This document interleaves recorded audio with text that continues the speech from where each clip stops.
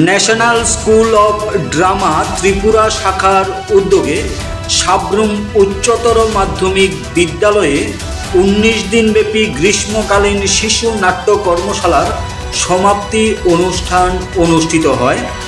৬ June Sabroom পুরাতন town হলে শিশু নাট্য কর্মশালার সমাপ্তি অনুষ্ঠানে পরপর ২টি নাটক মঞ্চস্থ করা হয়েছে। একটি মায়ের সুবাস ও অপরটি আমাদের গল্প। জানা যায় গত ১৯শে মে থেকে সাব্রুম উচ্চতর মাধ্যমিক বিদ্যালয়ে শুরু হয়েছিল এই নাট্য কর্মশালার। এই নাট্য কর্মশালার আজ সমাপ্তি অনুষ্ঠান।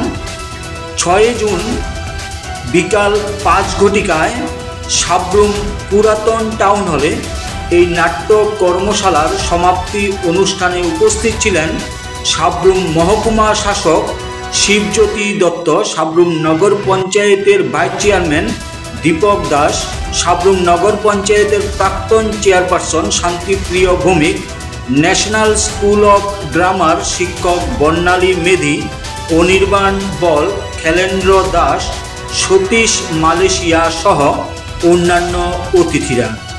এই নাট্য কর্মশালার সমাপ্তি অনুষ্ঠানে ২টি নাটক দেখতে সাব্রুম মহকুমা এলাকা থেকে প্রচুর দর্শক পুরাতন টাউন হলে উপস্থিত ছিলেন। সাধারণ একটা নাটক দেখলাম মায়ের সুবাস। আর এখানে আমাদের ছোট বাচ্চারা যে অসাধারণ অভিনয় করলো তাতে আমি আপ্লুত। যেভাবে আমাদের ছোট কচিকাচারা একটা কনস্ট্রাকটিভ ওয়েতে একটা সৃষ্টিশীলতার মধ্যে এতদিন কাটিয়েছেন।